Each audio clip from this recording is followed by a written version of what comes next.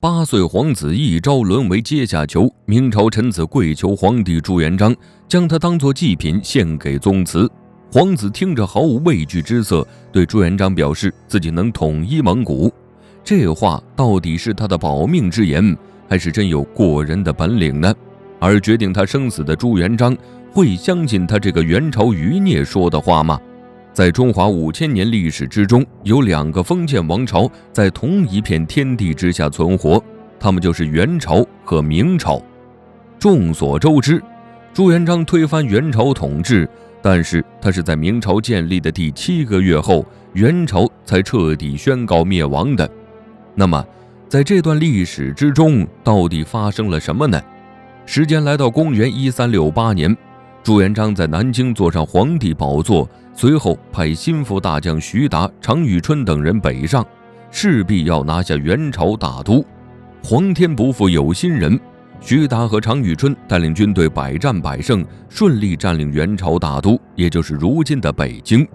元朝末代最后一任君王元顺帝得知消息，带着家眷以及元朝旧臣逃去蒙古，元朝宣告灭亡。自此，明朝成为天下霸主。但是逃到蒙古的元顺帝心有不甘，总是派骑兵在明朝边境骚扰百姓。朱元璋看在眼里，为了天下太平，决定筹集兵马铲除元朝余孽。公元1370年，朱元璋派3路兵马前往内蒙古大草原，分别由徐达、冯胜、李文忠领兵。这次出击，明朝大获全胜，俘虏元朝37000俘虏，其中呢包括了元顺帝的嫔妃以及皇室贵族2000余人，其中便包括了元顺帝的儿子，也就是本文提到的元朝皇子8岁的麦迪里巴剌。当初元朝灭亡，元顺帝逃走，成为朱元璋心中的遗憾。如今捉到他的儿子，李文忠知道这是讨帝王欢心的大好机会，于是呢，在1个月后将麦迪里巴剌献给朱元璋当礼物，俗称献俘礼。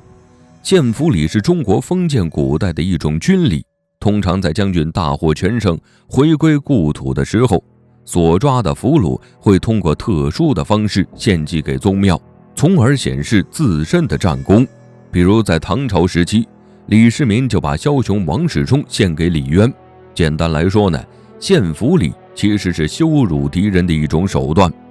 8岁皇子落入明朝手中，所有人都希望将其处死。朱元璋会如他们愿吗？当麦迪里巴剌被送往皇宫的时候，所有朝中大臣纷纷上奏，希望朱元璋可以效仿前朝将其献祭，从而达到羞辱元朝的目的。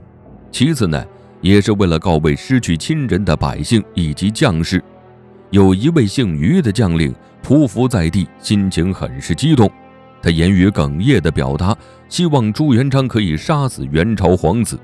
因为他的父亲便是被元朝祸害的。但是让人没有想到的是，朱元璋没有同意文武百官的请求将皇子献祭，反而好吃好喝地优待对方。这是为什么呢？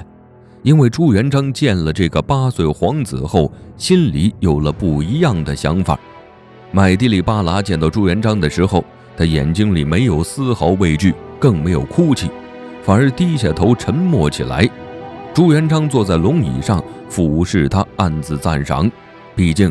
像这么小年纪还有如此胆识的孩童可不多见。于是他故意告知麦迪里巴剌，所有人都要杀他。他询问麦迪里巴剌怕不怕，麦迪里巴剌这才抬头看着他，随即镇定自若地表示，现在朱元璋有2个选择，要么杀了他献祭，要么放了他，等以后他会统一蒙古，同明朝世代修好，如此一来，天下便会永远和平，百姓也不会再因为战争流离失所。朱元璋听后很是满意，当即哈哈大笑起来，表示自己曾经接受过元朝的恩泽，不会忘本，如今接管元朝的江山，自然会善待元朝的子民。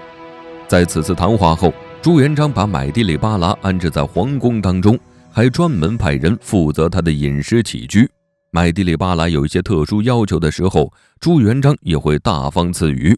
洪武3年，朱元璋赏赐给麦迪里巴剌祭品，让他去祭拜祖先。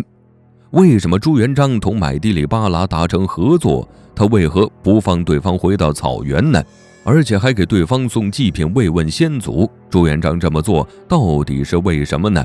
祭祀祖先在中国封建王朝当中有着特殊的意义，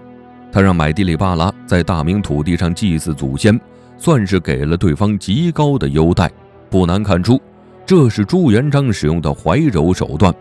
至于为什么不送元朝皇子回草原，朱元璋只是觉得当前时机不够成熟，文武百官十分不解他的这番做法，但也不敢多加非议，只能看着元朝皇子在皇宫吃香的喝辣的。其实朱元璋会同意和买地里巴拉合作，是经过深思熟虑的。在这位帝王看来，这次合作稳赚不赔。朱元璋为什么愿意同8岁的孩子进行合作？他的葫芦里到底卖的什么药呢？朱元璋会同意和元朝皇子合作有2个原因。其一，买地里巴拉今后回到蒙古，真的履行自己说的诺言，帮助朱元璋统一蒙古，这便能解决朱元璋的心头大患。自古以来，蒙古地区的草原骑兵总是骚扰中原百姓，如果同未来的草原领主买地里巴拉建立友谊关系，那么未来中原百姓便可以过上安居乐业的日子。朱元璋呢，也能分出更多时间精力去完成其他的事情。其二，就算买地里巴拉没有成功当上蒙古领主，没有履行统一蒙古、同明朝世代交好诺言，朱元璋从中得到的好处也不少。当买地里巴拉回到草原的时候，蒙古贵族看到他留下元朝皇子的性命，心中会感激朱元璋的不杀之恩，同时有可能会吸引一部分元朝旧臣归顺明朝。从买地里巴拉在明朝皇宫开始生活后，他便一直待在中原，感受明朝的文化思想后，买地里巴拉对中原有了别样的情感。朱元璋看在眼里，认为这个时候该放他回蒙古了，于是在洪武7年的时候封他为崇礼侯，将买地里巴拉风风光光地送回草原去了。买地里巴拉回到草原后，他将自己的名字改为托古斯帖木儿，而后成功坐上蒙古领主的位置。此后呢，他便同明朝保持友好关系，明朝百姓再也不用担心草原骑兵的骚扰。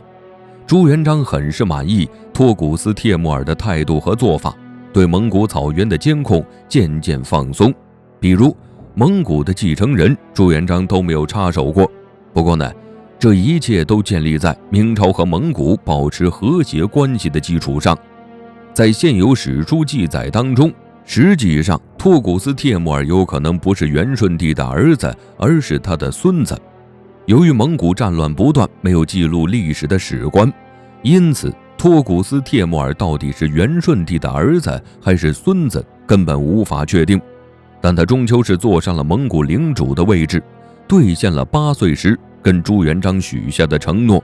或许在他心目当中，也是感激朱元璋当初不杀自己的恩德吧。通过这件事情也可以看出，身为帝王的朱元璋目光到底有多长远。他有一颗善于识人的慧心，难怪能坐稳皇帝宝座。让人遗憾的是，蒙古草原总会因为政权发生激烈斗争，托古斯帖木儿惨遭他人杀害，导致明朝和蒙古的和谐关系受到一定冲击。幸亏当时明朝政权稳定，加上不少拥有杰出才能的将领守卫边疆，